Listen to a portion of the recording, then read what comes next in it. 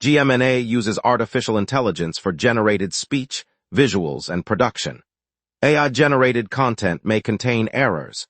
Please verify important information before making decisions or taking action.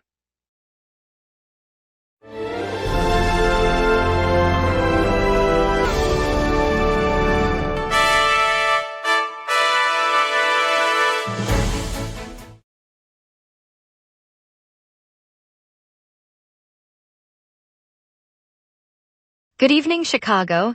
Tonight we'll break down the Gary family's 2-week power loss, the city's $4.2 million settlement for wrongfully convicted men, and a quick look at today's mixed traffic with highway closures and CTA changes, plus a note on the new Stunad's Pizzeria opening on Taylor Street. Over to you, Miles. The Latina-owned NVO's Paloma opened today on Little Village's 26th Street, expanding its network of parcel delivery hubs across the city's southwest side neighborhoods. The new store offers same-day shipping, custom packaging options, and a modest cafe corner where locals can enjoy espresso while awaiting their parcels. Owners announced a weekend ribbon-cutting ceremony featuring live music from neighborhood bands, complimentary coffee tastings, and a giveaway of 10 reusable tote bags for the first customers. Lots to get to. Let's begin and welcome you to a day of vibrant community happenings across the city. Here are our top stories. A family of 7 in Gary, Indiana has endured 12 consecutive nights without electricity, relying on a spotty generator as the blackout approaches a 2-week span. Roman Zabel has the full story. Power lines still dark as the Ziegler family huddles around a sputtering generator in the living room of their Northside home. For 12 nights now, the 7 members have been living without electricity, watching the clock tick toward a 2-week mark. Neighbors say the outage began on August 12th, part of a broader blackout sweeping northwest Indiana. The generator, salvaged from a neighbor's garage, flickers on and off, barely keeping a single light and a small refrigerator running. Residents report that cold meals are being eaten cold, phones charged only when the engine coughs, and the kids have lost access to schoolwork online. Utility crews are still assessing the damaged grid, and no clear restoration timeline has been given. Roman Zabel, GMNA News, Gary. A federal judge this afternoon ordered the city of Chicago to pay $4.2 million to the lawyers who represented 2 men exonerated after a wrongful conviction for a murder that occurred in 2003. The judgment, described as a record-setting award, obligates Chicago taxpayers to cover the full attorney fees stemming from the miscarriage of justice. The 2 men spent years behind bars before DNA evidence, and a re-examination of the case proved their innocence, prompting the city to settle the civil claims. City officials said they will work with the court to satisfy the payment while reviewing policies that led to the flawed prosecution. The ruling underscores the financial impact of wrongful convictions and adds pressure on the criminal justice system to prevent similar errors in the future. City budget analysts estimate the award will reduce funds available for infrastructure projects this fiscal year. Students are set to return to classrooms today as Mayor Brandon Johnson and Chicago Public Schools Chief Macquillan King begin a school year kickoff tour of several neighborhood campuses. The pair will visit sites on the north and south sides, meeting teachers, families, and students while highlighting the district's plans for the upcoming months. Officials say the visits come amid lingering uncertainty over the funding stream that will sustain operations, with city and state budgets still under negotiation.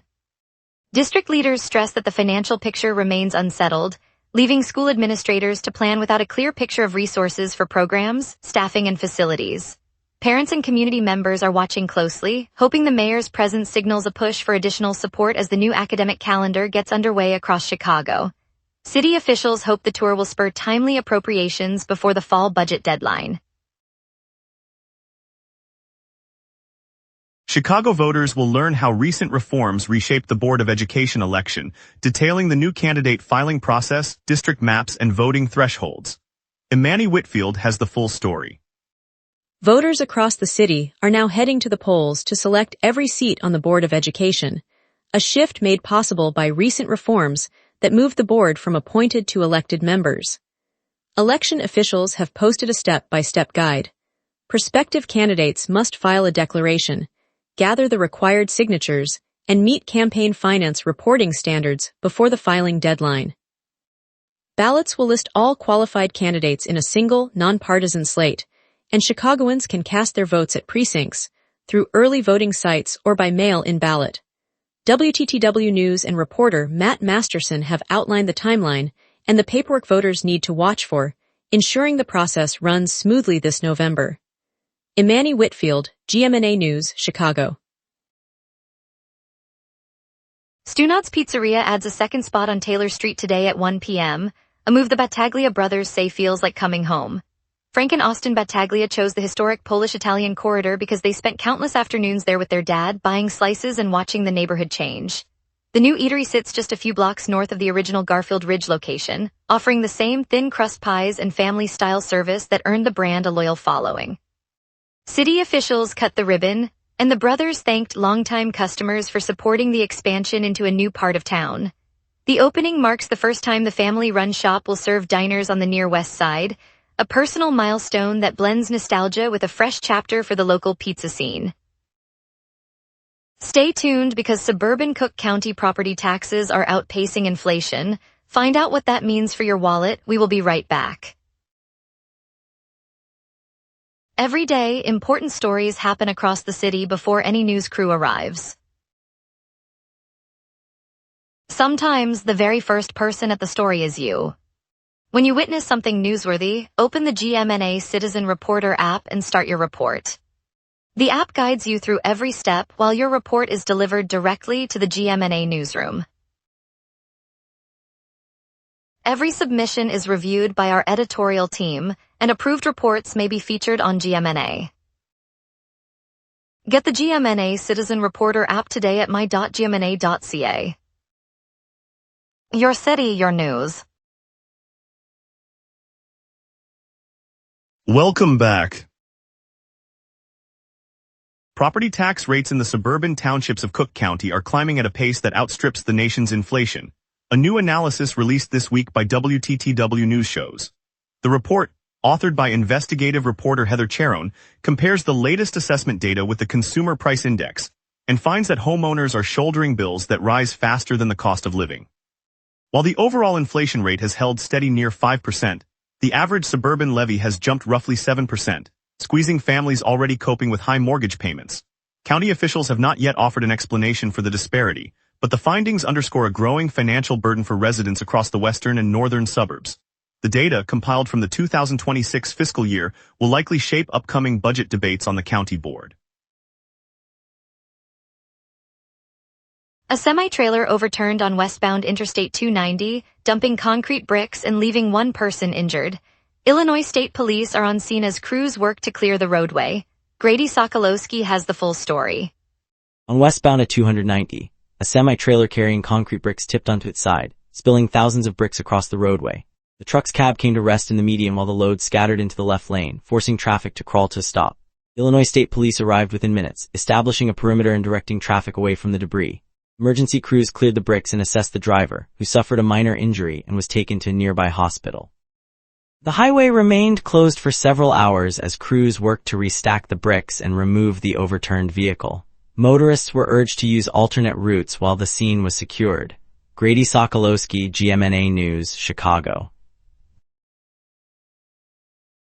Police investigators in Cicero have halted a Metra commuter rail line and stopped an Amtrak intercity train as they pursue leads on a developing case.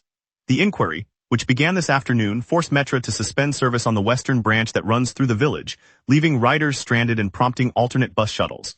Amtrak's westbound service was also forced to pull into a siding, leaving passengers on board awaiting further instructions. Cicero police said the investigation involves a crime scene near the tracks, though details remain limited. Officials from Metra and Amtrak are coordinating with law enforcement to assess safety and determine when trains can resume. Commuters are advised to check real-time updates on the CTA and Metra apps as the situation remains ongoing. The disruption adds to a string of transit delays that have pushed workers onto routes, and authorities say the area will stay secured until investigators complete their sweep. DuPage County Animal Services announced today that it is waiving a portion of its adoption fees across the county's shelters. The move, part of an effort to encourage more residents to bring home dogs, cats, and other companions, removes the standard processing charge while still covering basic veterinary care and spay-neuter costs. Officials say the reduced fee applies to all adoptions completed through the county's network of shelters and partner agencies, and the program will remain in effect for the foreseeable future.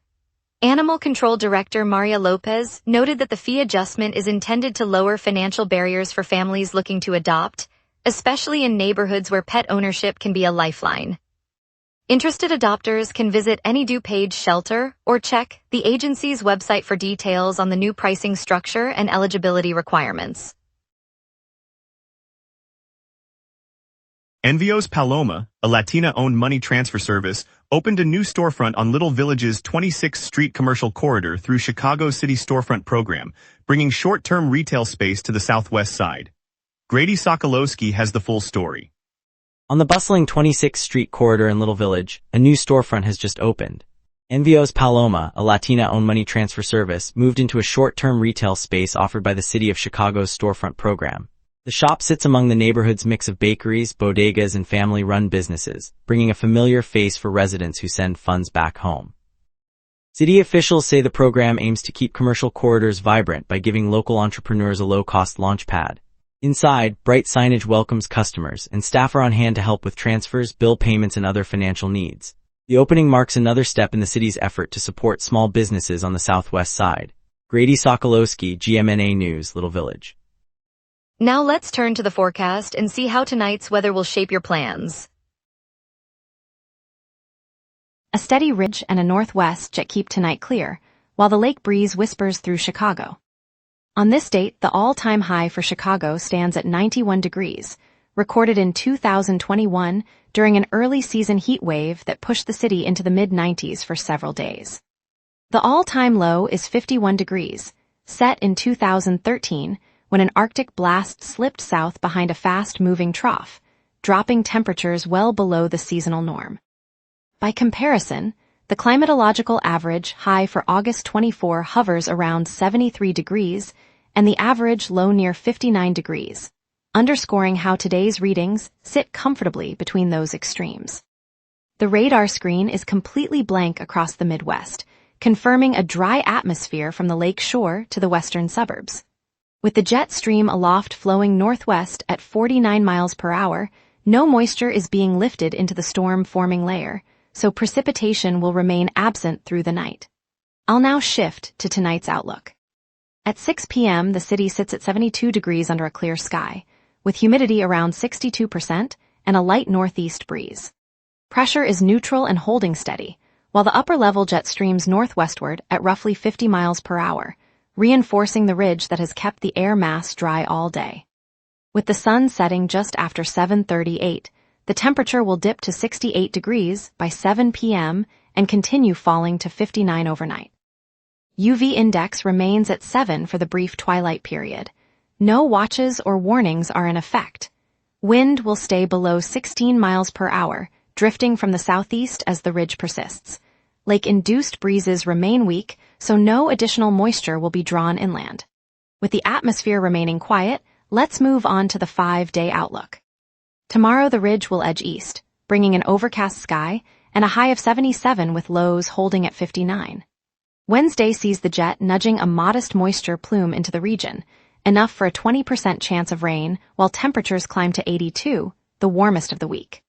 Thursday the flow sharpens, the ridge rebuilds and skies clear, delivering a mild 73 to 68 swing that feels like early fall. Friday repeats the clear pattern with a high of 75 and lows near 68, keeping the night comfortable. Saturday, the next ridge pushes moisture back toward the lake, producing overcast conditions and a high of 81, while temperatures dip only to 66. The sequence alternates between dry, sunny stretches and brief cloudy periods, offering a dynamic mid-week shift. And that's your weather. Remember, the local sunset is also available as a podcast. Listen anytime on Apple Podcasts or wherever you get your podcasts. Traffic with highway closures, the Cubs prep for the Diamondbacks series, and Hawthorne Race Course draws a data center buyer. Stay tuned, we will be right back. Every day, important stories happen across the city before any news crew arrives. Sometimes the very first person at the story is you. When you witness something newsworthy, open the GMNA Citizen Reporter app and start your report. The app guides you through every step while your report is delivered directly to the GMNA newsroom. Every submission is reviewed by our editorial team, and approved reports may be featured on GMNA.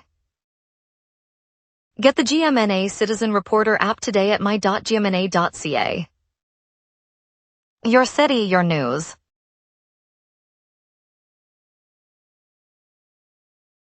An I-88 ramp at the Chicago suburb interchange is fully closed, forcing traffic onto detour routes through the south side.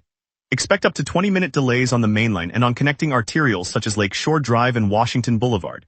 In West Chicago, the 2026 roadway resurfacing project continues on Purnell Road, Cantigny Drive, Flanders Lane, Bellow Drive, Picardy Court, and St. Mihiel Drive.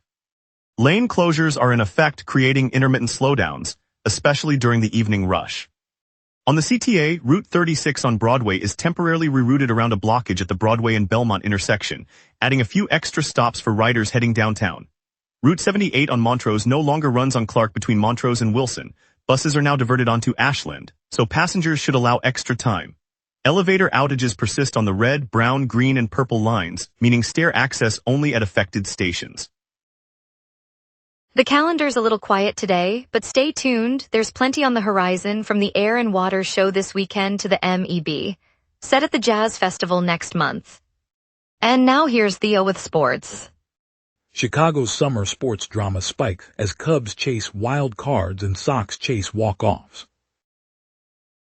Chicago holds the postseason tiebreaker over both Philadelphia and San Diego, and a single win against Arizona will lock that advantage against the Diamondbacks. After sweeping them at Wrigley in May, the Cubs can clinch the wild card edge with just one victory, though a series sweep would tighten the margin. The Cubs lived through 4 walk-off finishes in 6 games versus the White Sox and Mariners, winning 2 of the road walk-offs. They posted a 3-3 split while piling 39 runs, 5 of those coming off Mariners' position players, with Pete Crow Armstrong, David Peterson, and Aaron Civil leading the charge. Center field rookie Tristan Peters delivered his 11th walk-off homer of the season, a solo blast in the bottom of the 9th that lifted Chicago to a 27-19 record in 1-run games. The blast also marked the White Sox's 21st comeback win, underscoring their resilience. On this day 125 years ago, Chicago inked left-hander Wiley Pyatt after his release by Philadelphia. Pyatt delivered a 4.2 record, a 2.79 ERA, and a 1.084 whip over 7 outings, contributing roughly 4/10 of a WAR to a first-place club. With 31 games left, the Cubs trail the Brewers by 6 in the NL Central.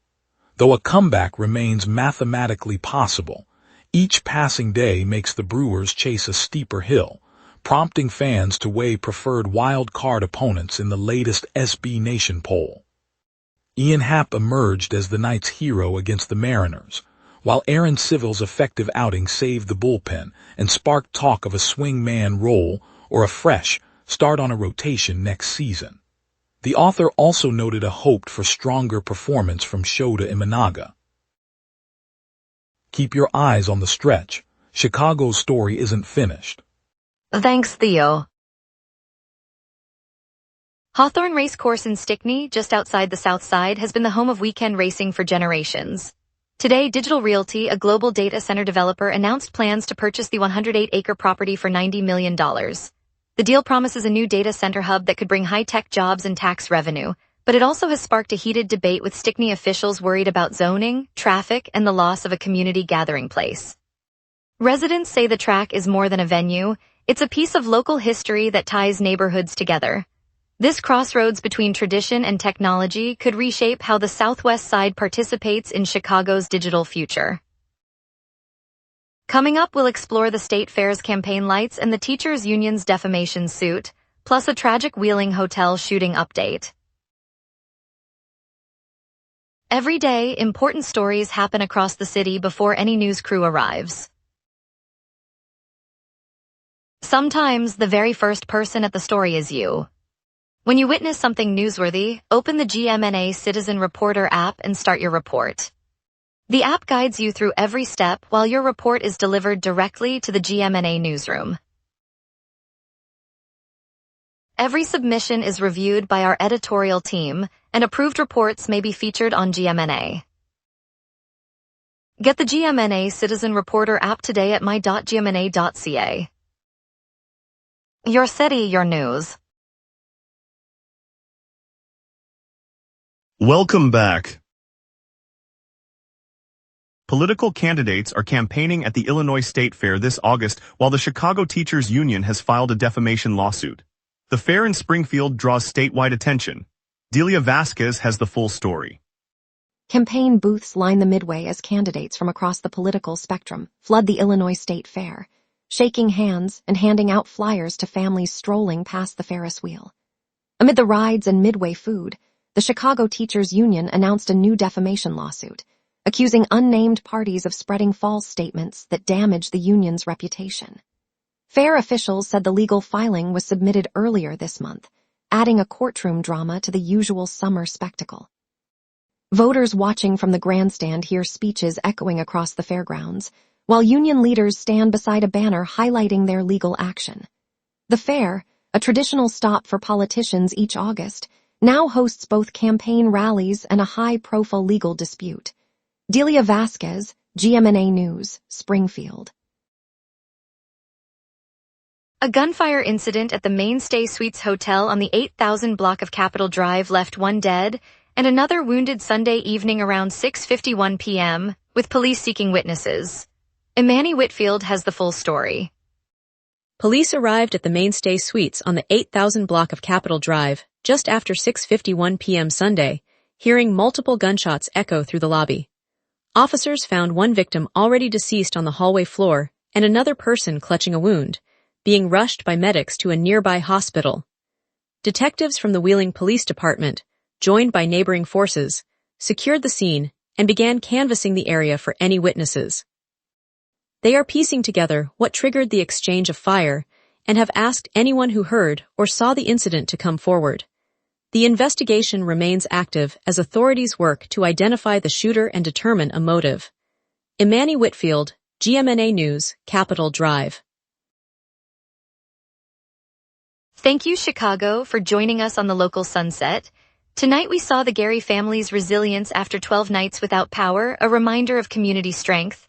I'm Rosalind Carney. We'll be back tomorrow with more stories that matter to our city. Good night again.